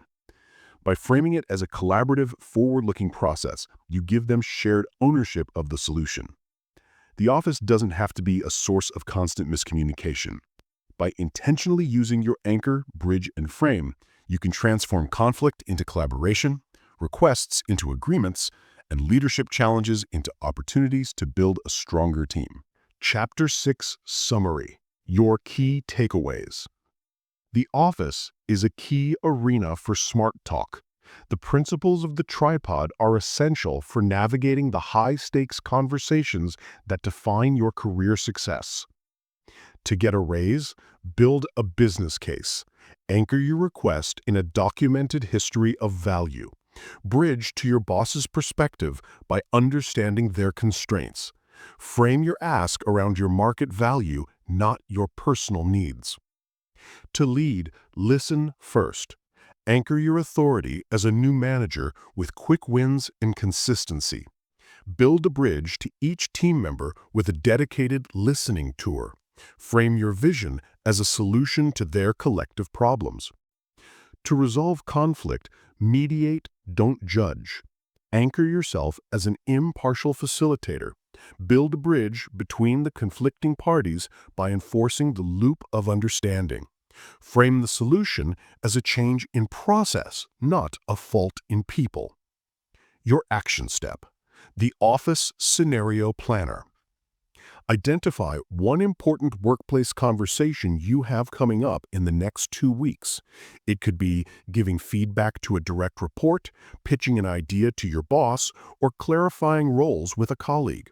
Take 15 minutes and create a mini tripod plan for it. On a piece of paper or a document, write down 3 headings: anchor, bridge, frame. Under anchor, write, how will I establish my credibility and positive intent at the start? Under bridge, write, what is the other person's likely perspective or concern? What's one question I can ask to understand them better? Under frame, write, what is the key message I want to deliver? Which framing formula, PAS, what, so what, etc., will work best? This simple act of planning will dramatically increase your confidence and effectiveness, turning a potentially stressful interaction into a successful one. Chapter 7. The Tripod at Home: Connecting with the Ones You Love. A CEO I once coached, a brilliant man named Michael, could command a boardroom of 50 people with effortless grace. He could negotiate multi-million-dollar deals, mediate vicious corporate conflicts, and inspire his entire company with a single speech. But when he went home, his superpower vanished. I don't get it, he told me, his voice filled with a frustration he never showed at work. I can steer a Fortune 500 company through a crisis, but I can't have a simple conversation with my 16-year-old daughter without it turning into a fight. She just shuts down. It's like talking to a brick wall. Michael's problem is one of the great paradoxes of modern life. We bring our best, most skilled, most patient selves to the office, and we bring our tired, depleted, and reactive selves home. We use our sharpest communication tools on strangers and clients, and we use blunt force on the people we love the most. At work, we know we have to earn trust and build bridges. At home, we assume that love should be enough. But love, on its own, doesn't guarantee understanding. The very intimacy of family life, the shared history, the unspoken assumptions, the deep emotional bonds can create the most complex and treacherous communication landscape of all. The chasm between a parent and the teenager, or between 2 partners, can be wider and deeper than any boardroom divide. This is where the communication tripod is not just a tool for success, but a tool for sanity, connection, and peace. It requires a subtle shift in application. At work, the goal is often persuasion. At home, the primary goal is connection. The good news is, if you can master the tripod at home, the office will feel like child's play. Scenario 1. The distant teenager: how to rebuild a bridge. This was Michael's challenge. His daughter, Chloe, had become distant and monosyllabic. Every attempt he made to connect was met with a one-word answer or an eye roll. He would ask, "How was school?" and get, "Fine." He would try to offer advice, and she would say, "You just don't get it," and retreat to her room. The common mistake, the fix-it approach. Parents, especially fathers like Michael, are wired to solve problems. When we see our child struggling, our instinct is to offer solutions, give lectures, or set rules. We try to frame our wisdom before we've even thought about the anchor or the bridge. To the teenager, this doesn't feel like help. It feels like judgment and control. The Smart Talk tripod approach. Rebuild your anchor. Show, don't tell. Your teenager doesn't trust your words, they trust your actions. Right now, your anchor might be perceived as the judge or the lecturer. You need to rebuild it as the safe harbor. Shift from telling to sharing. Instead of lecturing, share a relevant, vulnerable story from your own life. Not a story about how you had it tougher, but one where you felt a similar emotion. You know, when I was your age, I remember feeling so much pressure to fit in. It was exhausting. This shifts the dynamic from a hierarchy to a shared human experience. Anchor in their world. Make an effort to enter their world without judgment. Ask them to show you a video they like or play you a song from their favorite artist. Ask, "What do you like about this?" and just listen. You're not trying to become their best friend. You're anchoring yourself as someone who is curious and respectful of their reality. Construct your bridge, the ultimate listening tour. This is the most critical step. Your goal is not to get them to talk. It's to create a space where they want to talk. This requires profound, agendaless listening. Use the validation statement. When they do offer a sliver of emotion, validate it instantly. If Chloe says, "School is just so annoying," a typical parent says, "School is important." Michael learned to say, "It sounds really dreaming." That's it. No follow-up question, no solution, just pure validation. This tells her that her feelings are safe with you. Ask bridge-building questions. Instead of "How was school?", a factual question that invites a one-word answer, ask questions that open up emotion and story. What was the best part of your day? What's the most stressful thing you're dealing with this week? And my favorite, from parenting expert Dr. Tina Payne Bryson, "I was thinking about you today. Did anything happen that made you smile?" Design your frame, only when invited. Here's the key difference at home. You often don't get to the frame. You live in the anchor and bridge phase for days or weeks. You offer advice only when it's explicitly requested. The magic question. When they are done venting and feel heard, you can ask a simple, powerful question. Do you want me to help you brainstorm solutions? Or do you just need me to listen? This gives them agency. 9 times out of 10, they'll just want you to listen. But the one time they ask for solutions, they will be completely open to your frame because they invited it.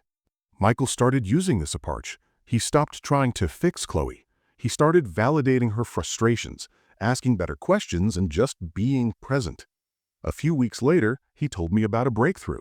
They were in the car, and after a long, comfortable silence, Chloe said, "Dad, can I ask you for some advice about something?" For Michael, it was a bigger win than any corporate merger. Scenario 2. The recurring argument. How to stop the negative cycle. You and your partner have the same fight over and over. It might be about money, chores, or how to spend free time. It starts, the script is always the same, and it ends with both of you feeling hurt and misunderstood. Let's say the topic is a messy kitchen. The common mistake. You both come in hot, armed with your own frame of justice. "I'm the only one who ever cleans this kitchen," is met with, "Well, I'm the one who worked a 10-hour day." You're both shouting your frames across a chasm of resentment. The Smart Talk tripod approach. Build your anchor before the fight. The work happens when you're calm, not when the kitchen is a disaster. Your anchor is a shared commitment to the team, Team Us. Agree on a ceasefire word. Together, choose a silly, neutral word. Pineapple, wombat, whatever. Agree that if either of you says this word during a tense conversation, it means stop. We're falling into the old script. Let's take a 20-minute break and come back when we're calm. This anchors your commitment to a healthy process over winning the immediate fight. Construct your bridge, the real conversation. After the ceasefire, you can have the real conversation. The goal is not to solve the kitchen, it's to understand the feeling underneath the issue for each person. Use the loop of understanding rigorously. Person A gets the floor. When the kitchen is messy, I feel... They speak uninterrupted. Then person B must use the loop. Okay, so what I'm hearing is that the mess isn't about the dishes themselves, it's about making you feel disrespected and like your hard work isn't valued. Is that right? Uncover the deeper need. The fight is never about the kitchen. The kitchen is the symptom. The fight is about feeling disrespected, unappreciated, invisible, or overwhelmed. Use bridge-building questions to get there. What does the messy kitchen represent to you? You might discover it represents chaos to one partner and a simple lack of energy to the other. Design your frame. Collaborative problem-solving. Once both partners feel deeply heard and understood, you can finally frame a solution. Frame it as us versus the problem. So it's not you versus me, it's us versus the problem of evening chaos. Co-create a system. Ask, what's a simple system we could try for just 1 week that would make us both feel like we're on the same team? Maybe it's whoever doesn't cook does a 10-minute cleanup. Maybe it's we leave it until the morning. By framing it as a small, testable experiment, you remove the pressure and make it a collaborative project. Using the tripod at home feels different. It's slower, it's quieter, it requires more patience, but the rewards are infinitely greater. It turns frustrating walls into open doors and recurring arguments into moments of profound connection and teamwork. Chapter 7. Summary. Your key takeaways. The goal at home is connection, not just persuasion. We often bring our most reactive, least skilled selves home. Applying the tripod in our personal lives requires a shift in priority from winning to understanding. To connect with a teenager, listen more than you talk. Re-anchor yourself as a safe harbor, not a lecturer. Build a bridge by validating their feelings and asking better questions. Offer your frame only when it is invited. To stop a recurring argument, uncover the feeling beneath the facts. Anchor your relationship in a commitment to a healthy process, like a ceasefire word. Use the loop of understanding to bridge the gap and discover what the fight is really about, like respect, appreciation. Frame the solution as a collaborative experiment, us versus the problem. Patience is the key. The tripod works much faster in a transactional office setting. At home, you may need to spend days or weeks building your anchor and bridge before you ever get to a frame. This is not a sign of failure, it's a sign you're doing the real work. Your action step, the connection audit. Think of one key relationship in your personal life that feels stuck or strained. It could be with a partner, a child, a parent, or a sibling.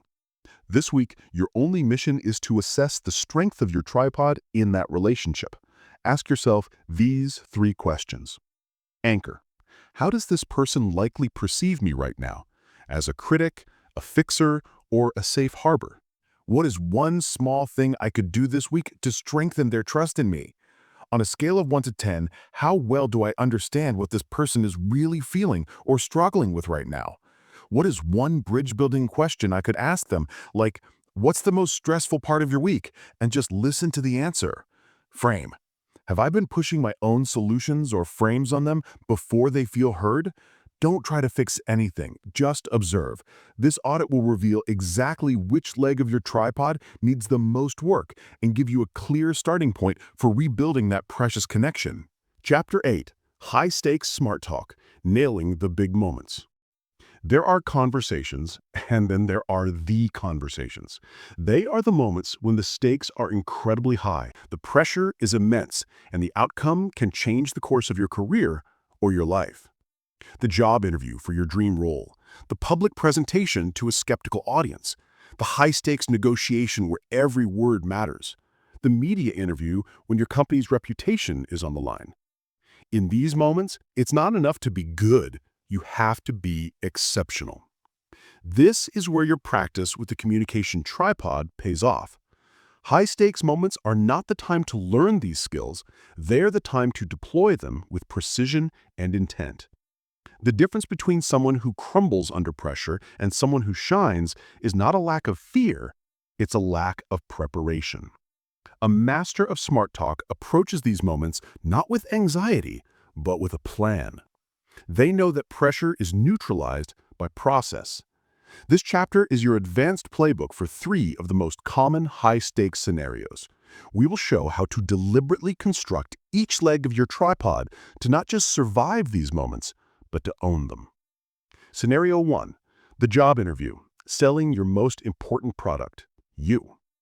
The job interview is the ultimate sales meeting. You are the product, and the interviewer is the customer.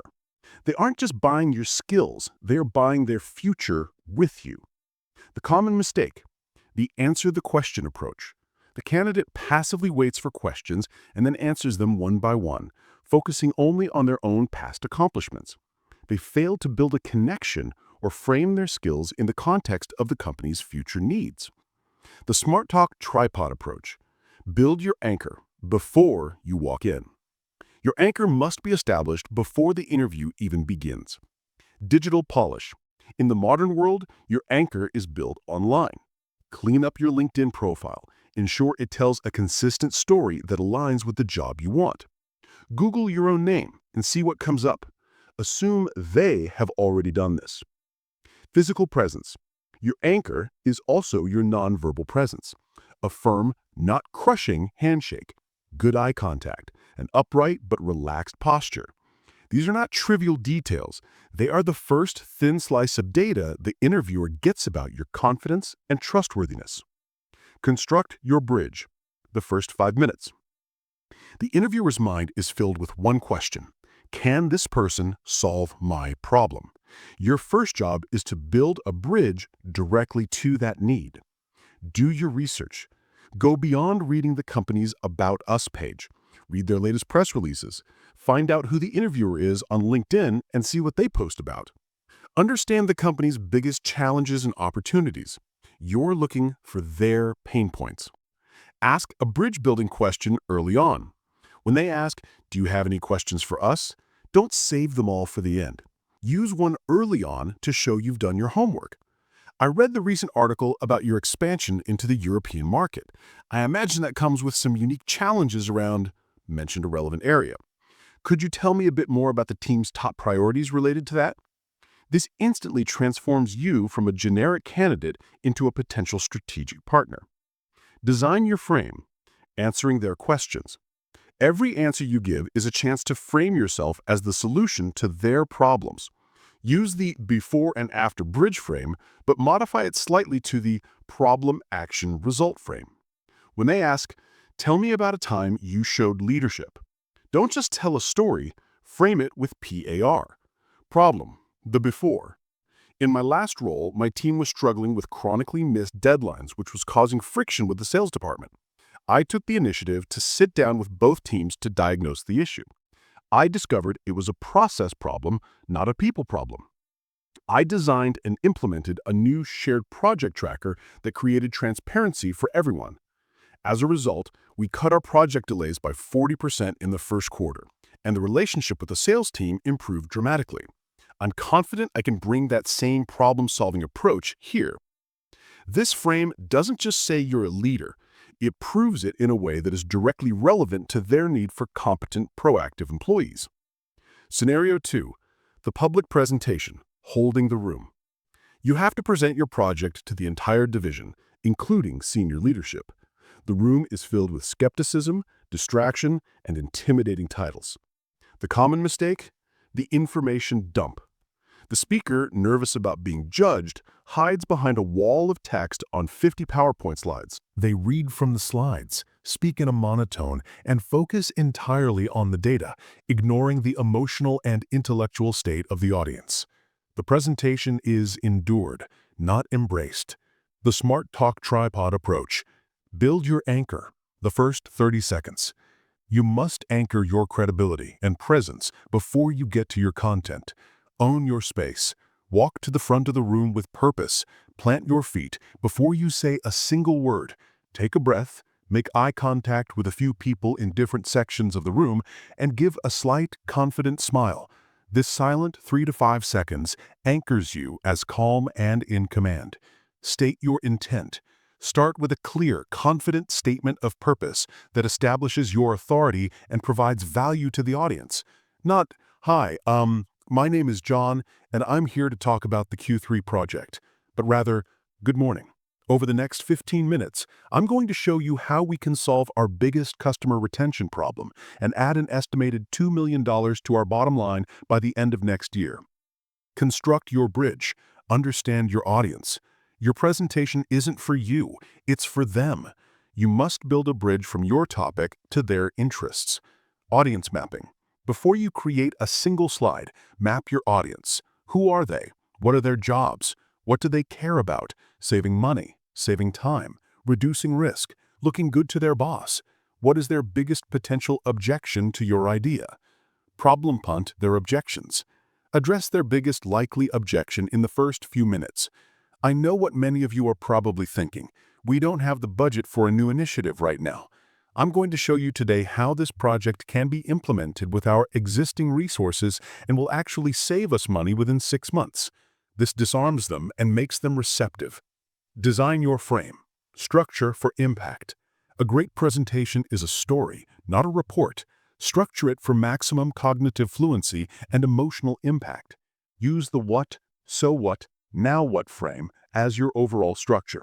The what, the core idea. This is your big idea, your proposal.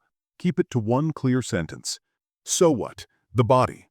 This is the bulk of your presentation. Give 3 key supporting points, and only 3.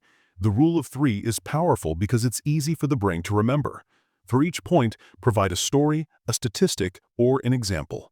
Now what? The conclusion. End with a clear, specific, and actionable request.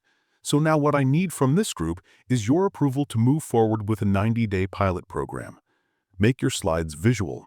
Slides should be a billboard, not a document. Use powerful images, key numbers in a huge font, and simple graphs. If you have more than 15 words on a slide, you're doing it wrong. Your slides should support you, not replace you. Scenario 3. The high-stakes negotiation, getting to yes. You are negotiating a critical contract with a client, a partnership, or a vendor. The financial and strategic implications are enormous. The common mistake. The battle for position. Both sides start with a hardline position. We need a 20% discount. We can't go below this price, and treat it as a zero-sum battle of wills. This leads to deadlock, damaged relationships, and suboptimal outcomes. The smart talk tripod approach. Build your anchor. Know your numbers and your worth. In a negotiation, a strong anchor is built on preparation and resolve. Define your BATNA. Before you even talk to the other side, you must define your best alternative to a negotiated agreement. What will you do if you can't reach a deal? Having a strong BATNA is your ultimate source of power. It allows you to walk away if the terms aren't right. Anchor the first offer, if appropriate. The first number put on the table has a powerful psychological effect, acting as a cognitive anchor for the rest of the negotiation. If you have done your research and can make an ambitious but credible first offer, it can frame the entire conversation in your favor. Construct your bridge. Separate the people from the problem. This is the core principle from the negotiation classic, Getting to Yes. The fastest way to break a deadlock is to build a bridge of understanding. Focus on interests, not positions. Their position is what they say they want. I need a 20% discount. Their interest is why they want it. Use calibrating questions to uncover the why. Help me understand. What is the 20% discount going to help you achieve? Is the main concern a budgetary one, or is it about demonstrating value to your leadership? You might discover their real interest isn't the price, but the ability to pay in installments. The price is a non-negotiable position, but the payment terms are a negotiable interest. Use the loop of understanding as a weapon of peace. When they make a demand, don't counter it, loop it. So, if I'm hearing you correctly, the timeline is a major sticking point because you have a hard deadline from your client at the end of the month. Is that right?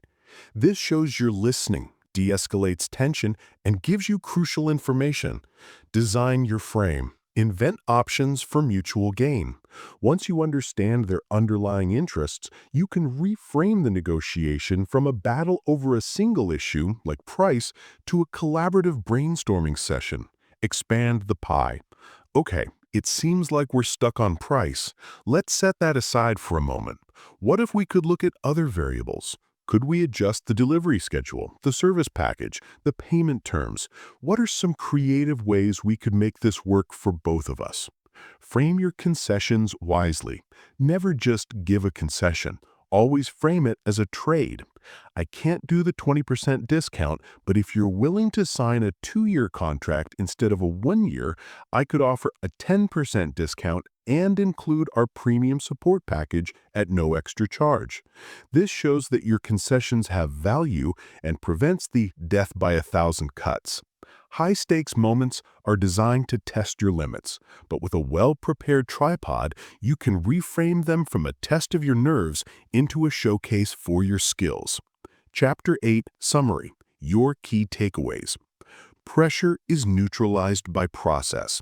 High-stakes conversations are won or lost in the preparation. Using the tripod as your process turns anxiety into a focused plan. To win the job interview, frame yourself as the solution. Anchor your credibility online and in person. Build a bridge by researching their pain points and asking smart questions. Frame your answers using the problem, action, result model to prove your value. To own a presentation, tell a story. Anchor your presence in the first 30 seconds.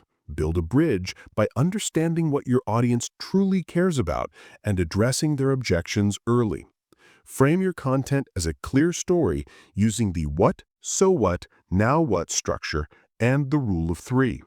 To succeed in a negotiation, focus on interests, not positions. Anchor your position by knowing your BATNA.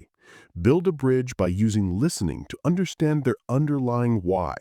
Frame the discussion as a collaborative effort to invent options for mutual gain, not a battle over a single issue. Your action step: the pressure test. You don't want the first time you use these skills to be when the stakes are at their highest.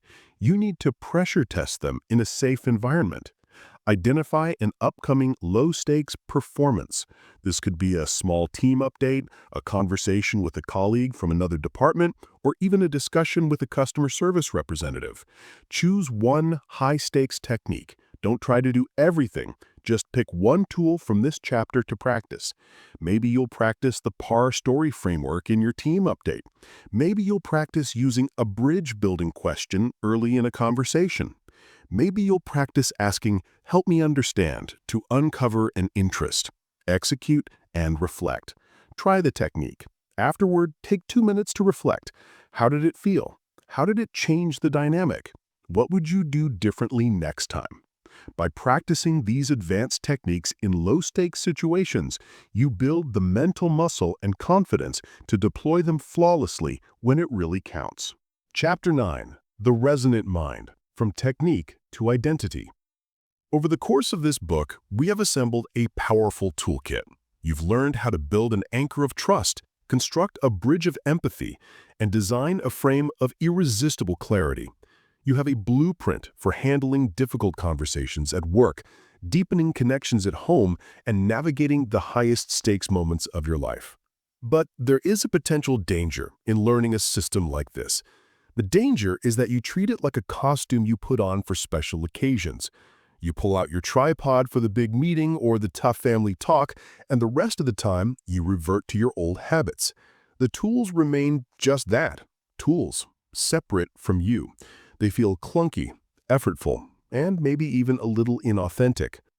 If this happens, the true promise of this book will remain unfulfilled. The ultimate goal is not for you to use smart talk techniques. The goal is for you to become a smart talker. It's for these skills to move from your conscious, calculating mind to your intuitive, automatic self. It's about moving from technique to identity. This is the final, most important step. Transforming your mind into a resonant mind, a mind that is naturally and effortlessly attuned to connection, clarity, and influence. This is where the practice stops feeling like work and starts feeling like you. The science of automaticity. Think about the first time you learned to drive a car. It was a cognitive nightmare. Your brain was overwhelmed with a checklist of tasks. Check the mirror, hands at 10 and 2, ease off the clutch, gentle on the gas. Is that car getting too close? Don't forget to signal. Every action was deliberate, clumsy, and exhausting. Now, if you've been driving for years, you get in the car and you just drive. You can navigate traffic, listen to a podcast, and sip your coffee, all while your brain handles the complex mechanics of driving on autopilot. This magical transformation is a process neuroscientists call automaticity. When you repeatedly perform a task, your brain physically rewires itself. It shifts the activity from the energy-intensive prefrontal cortex, your conscious, deliberate mind, to the efficient, powerful basal ganglia, your habit center. The neural pathway for that skill becomes thicker and more insulated with a fatty substance called myelin, allowing nerve impulses to travel faster and more smoothly. You have literally built a superhighway in your brain for that skill. The action becomes second nature. The same process applies to communication skills. Right now, using the loop of understanding may feel as clunky as your first time behind the wheel. But with deliberate practice, you can build a neural superhighway for empathy. You can myelinate the pathways for framing, for calibrating, for building your anchor, until they become as automatic as breaking out a red light. From doing to being, the power of identity-based habits. As my friend James Clear explains in his phenomenal book, Atomic Habits, the most powerful way to make a change stick is to tie it to your identity. Many people approach change with a goal-oriented mindset. I want to win the negotiation, or I want to have a better relationship with my daughter. These are focused on outcomes. A far more powerful approach is to focus on your identity. The goal isn't what you want to have, it's who you want to be. Don't just aim to give a good presentation, aim to be a compelling speaker. Don't just aim to use empathy, aim to be an empathetic person. Don't just aim to use the tripod, aim to be a person who connects, understands, and communicates with clarity. When your habits are aligned with your desired identity, you are no longer motivated by a single outcome. Every small action becomes an act of casting a vote for the type of person you want to be. Each time you choose to truly listen instead of interrupting, you are casting a vote for I am a great listener. Each time you pause to reframe a complex idea to make it simpler, you are casting a vote for I am a clear thinker. The goal of this chapter is to give you a system for casting those votes every single day, so that the identity of a smart talker becomes your new normal. The 30-Day Resonant Mind Challenge. Knowledge is not enough. You must put in the reps. Here's a simple 30-day challenge designed to build the neural superhighways for your tripod skills. The key is to practice in low-stakes environments. You don't learn to lift 300 pounds by starting with 300 pounds. You start with the empty bar. The rule. For the next 30 days, you will consciously perform one small tripod-related action each day. Don't try to do everything at once. Just pick one. Week 1. The Anchor Foundation. The identity.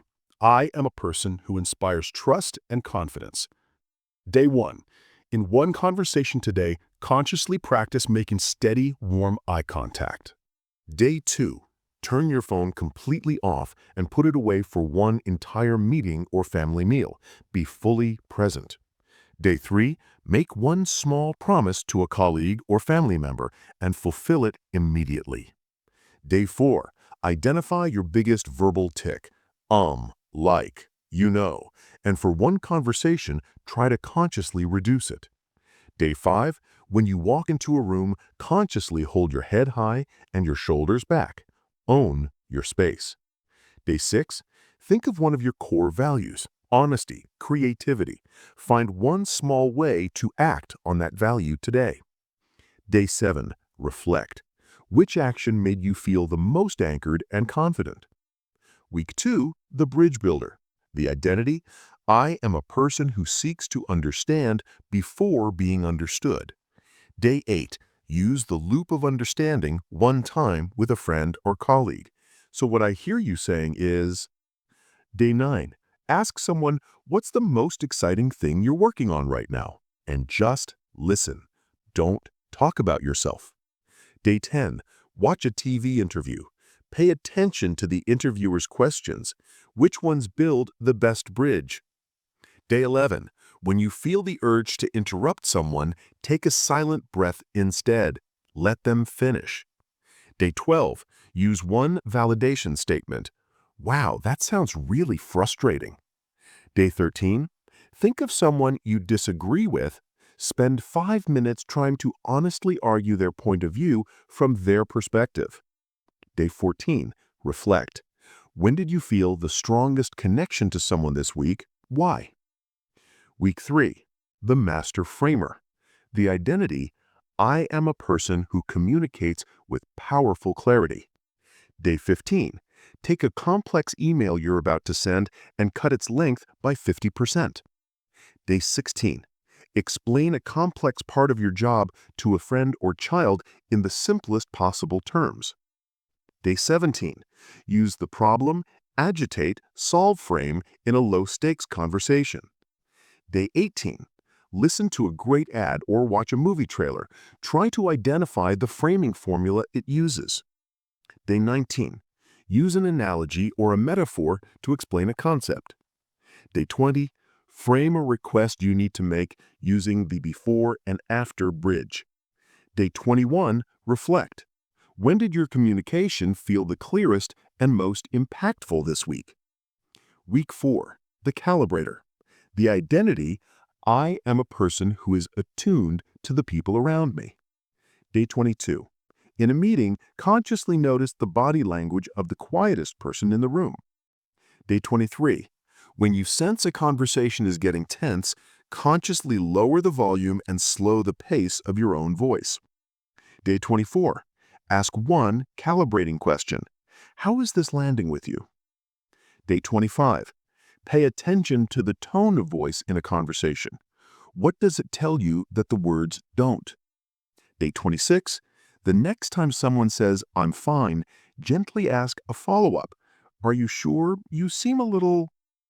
Day 27, when someone disagrees with you, your first instinct is to defend. Instead, get curious. Ask, tell me more about that. Day 28, reflect. What was the most important nonverbal cue you picked up on this week? Days 29 and 30, integration. On the final 2 days, don't focus on any one skill. Simply go about your day with the overarching identity in mind. I am a person who connects, understands, and communicates with clarity. Notice how much has already become second nature. This is not a checklist to be perfected. It is a dojo for your mind. Each small practice is a single rep, strengthening the muscles of your resonant mind. By the end of this challenge, the tripod will no longer be a tool you have to remember to use. It will be the foundation from which you naturally operate. It will be part of you. Chapter 9. Summary. Your key takeaways.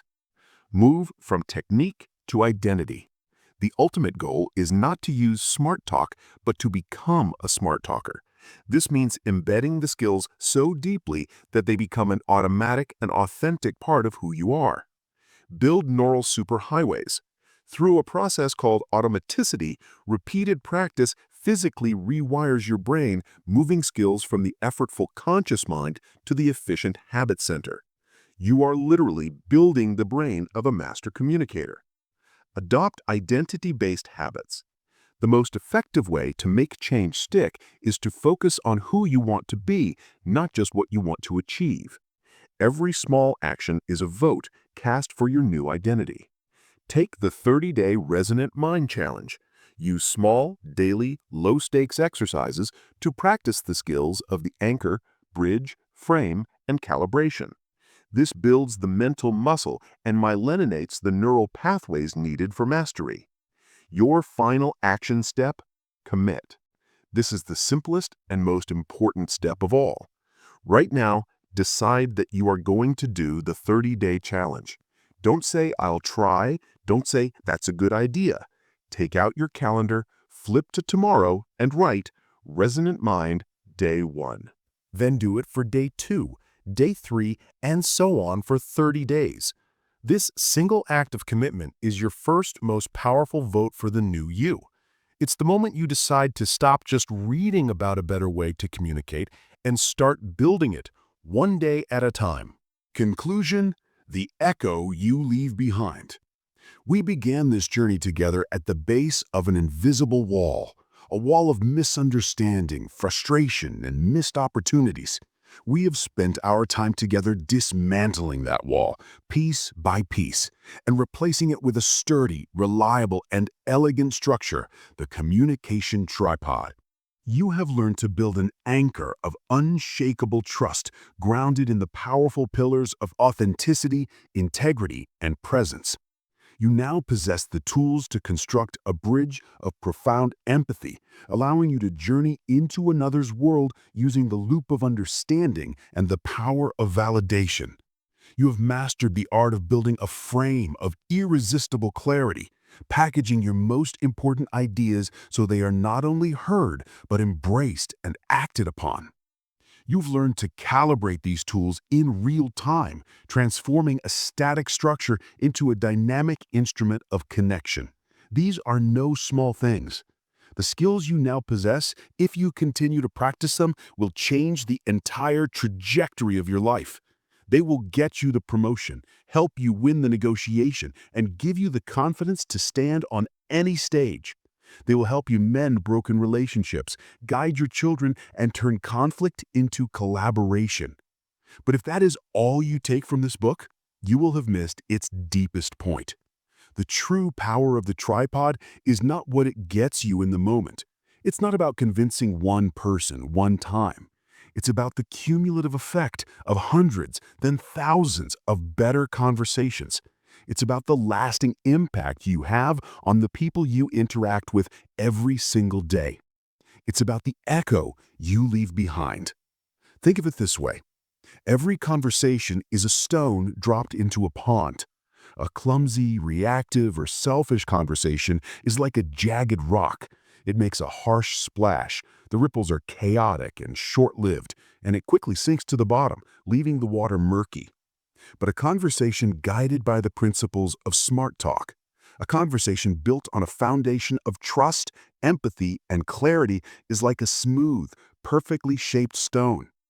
It enters the water with a quiet, satisfying plink. The ripples it creates are clean, elegant, and symmetrical. They travel much farther, and they continue to expand long after the stone has settled. The water remains clear. What is the echo of a strong anchor? It's the reputation for integrity that precedes you into every room. It's the team member who feels safe enough to bring you a difficult problem because they trust you implicitly. It's the quiet confidence you inspire in others that makes them want to follow your lead. It's the feeling people have after talking to you that they were dealing with someone real. What is the echo of a sturdy bridge? It's the teenager who years from now knows they can come to you with any problem because you proved time and again that you would listen without judgment. It's the colleague from a rival department who becomes your fiercest advocate because you took the time to understand their challenges. It's the customer who becomes a loyal, lifelong fan, not because of your product, but because you made them feel profoundly heard. And what is the echo of a clear frame? It's the brilliant, world-changing idea that finally gets off the ground because you were able to explain it in a way everyone could understand. It's the team that works with purpose and passion because you framed a vision that gave meaning to their work. It's the community that rallies behind a cause because you framed the problem in a way that was urgent, hopeful, and inspiring. This is your new legacy. It's not written on a resume or measured in a bank account. It's measured in the quality of your relationships, the strength of your teams, and the positive change you create in your corner of the world. It's the echo of respect, understanding, and inspiration you leave in every room you exit. The world is filled with noise. It is filled with people shouting their opinions from their own side of the chasm, desperate to be heard but unwilling to listen. It is filled with people who believe that being loud is the same as being persuasive and that being right is the same as being effective. You now know a better way. You know that true influence is quiet. It is built not on the volume of your voice, but on the strength of your character. It is earned not by the cleverness of your arguments, but by the depth of your understanding. It is achieved not by forcing your ideas onto others, but by creating a space where agreement is the most natural conclusion. The journey to becoming a smart talker, to developing a truly resonant mind, is a lifelong one. There will be days you stumble, you will get angry and interrupt, you will forget to build a bridge. You will deliver a perfectly framed message to a person who isn't ready to hear it. This is not failure. It is practice. In those moments, be kind to yourself. Take a breath and begin again. Recenter your anchor. Start building a new bridge. Find a better frame. The world does not need more loud voices. It needs more resonant ones. It needs more people like you, armed with the tools and the heart to cut through the noise and create genuine human connection. Your most beautiful life and your most lasting legacy are waiting on the other side of your next conversation. Go leave a beautiful echo.